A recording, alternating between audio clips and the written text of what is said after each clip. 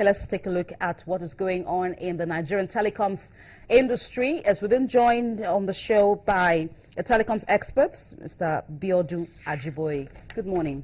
Good morning, my sister. How are you? Very well, thank you so much. We hope that there are no hassles as to getting petrol coming down here. No, not exactly.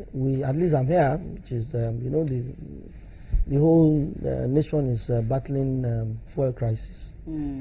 And the minister says in another couple of weeks we'll be fine. So let's wait till... Let's wait till then. Okay, let's take a look at the state of the telecoms industry. There's been a lot going on as to, okay, this is where we are. So where are we in the industry? Well, the industry is going to experience a lot of boosts shortly, no doubt. Don't forget that there's another, very big operator, the owners of Nitel. Nitel has been sold.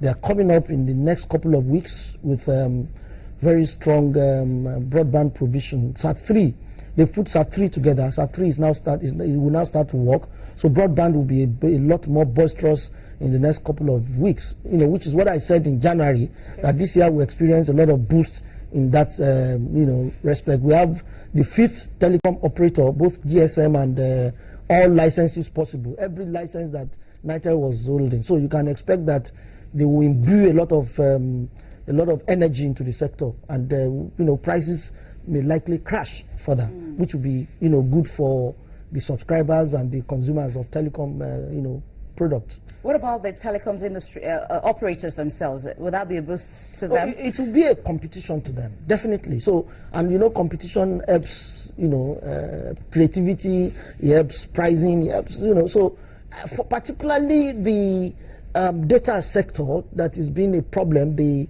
broadband, the coming on of this operator will ease, this broadband exorbitant pricing, definitely. So Nigerians would at least in the next 1 year, 2 years experience some ease in the area of broadband with the inclusion of this advent of this operator. Well, we'll talk about broadband, which is what you've just mentioned. What is the level of penetration of broadband in the country? It's poor. It's poor. It's really very poor, and that's why there's a lot of struggle by everybody within the stakeholders in the sector to ensure that broadband penetration increases, and the industry experiences a lot of injection, particularly in the area of broadband. Because if you notice, voice has gone a bit down. Data is what everybody is interested in, and for you to get very good data, you need to go broadband, and that is exactly every policy of even NCC and the ministry is geared towards providing robust broadband for people to be able to use data. Everybody now uses data. There's nothing you really can do without data. With good data, voice is a given. So broadband is going to... What is really instructive that we must really be talking about in the telecom sector this year is quality of service. Quality of service is going bad. It's going worse. In fact, that actually is my next question. Very good. The quality of service.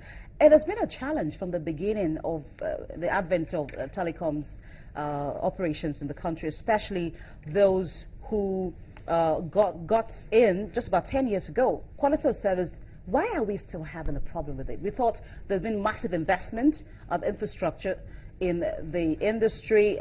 It seems that is not having any major impacts on the quality of service. Well, you see, when people talk about quality of service in telecom, it's very holistic. It's a function of the environment itself. It's a function of the social, economic, political, and cultural environment of Nigeria. For instance, what is happening to telecom in the northeastern part of Nigeria? Telecom is totally down. All their infrastructures are destroyed in the northeastern part of Nigeria. Now, if you even look at other issues, you see, it has come with time. When Niger Delta was in trouble, in those about 8-10 years back, telecom was not spared as well.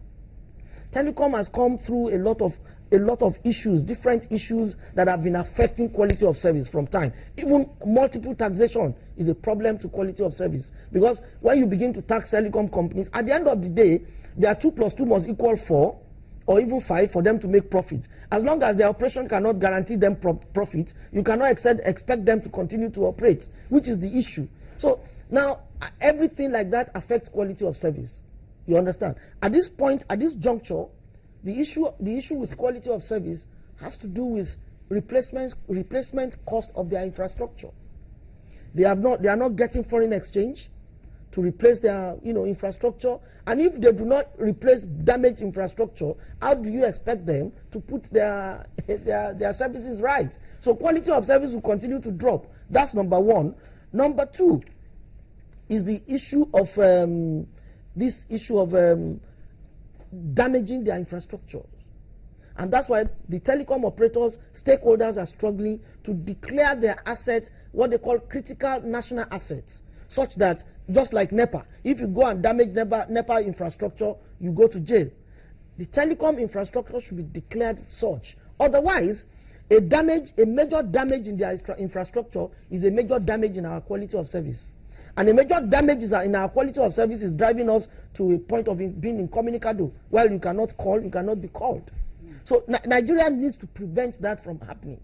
We need to look into this issue of vandals just damaging telecom infrastructures at will. Any little communal crisis, they go to the infrastructure, they destroy them. Any little disagreement between telecom operator willing and wishing to establish in a community, the community hoodlums come up and destroy their infrastructure, destroy their base station, all in the name of trying to get back at them and extort money from them. All these issues are affecting telecom operations in Nigeria, and those are just facts. What has happened to security over this infrastructure? Bolaji, I'll ask you the same thing. What has happened to security of pipelines? Whatever has made pipelines not to be secured, you can make anything at all not to be, because there's nothing more important than pipelines. The pipeline gives us electricity, it gives us fuel. When these things are destroyed, it gives us gas. When these things are destroyed, what happens? So Nigeria is not able to secure the pipelines, obviously. Except, of course, now we're hoping that this government will sit up and ensure that the pipelines are Is it the responsibility of the telecom operators to do that, or the government to ensure that they protect infrastructures? You may be right. You may be right to say it's the responsibility of the operators, since it's a commercial venture, to protect their, equipment. But you not forget that these operators are being regulated by government. They are regulated to the extent that they cannot fix the price they wish.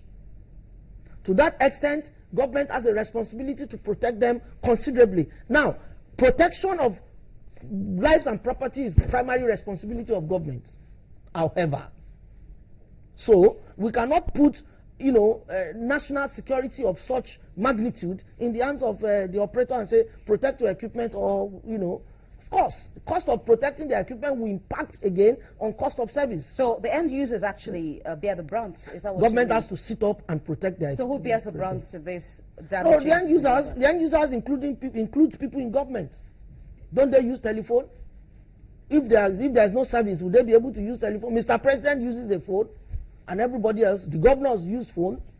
So it cuts across board. So we need to just be able to see and ensure that these issues are looked into properly, at the appropriate time, so that we don't run into a major crisis. Now, do you think that the telco providers are having the problem of accessing forex in terms of getting infrastructure, replacing some of the damaged infrastructure, or even installing new infrastructure? I believe because so. There's been issues of some sectors of the economy are complaining to the central bank that they're not getting adequate forex supply. Does that apply to telcos? It does apply to them. That's why I'm complaining that we need to quickly address one or two things, and before quality of service collapses completely.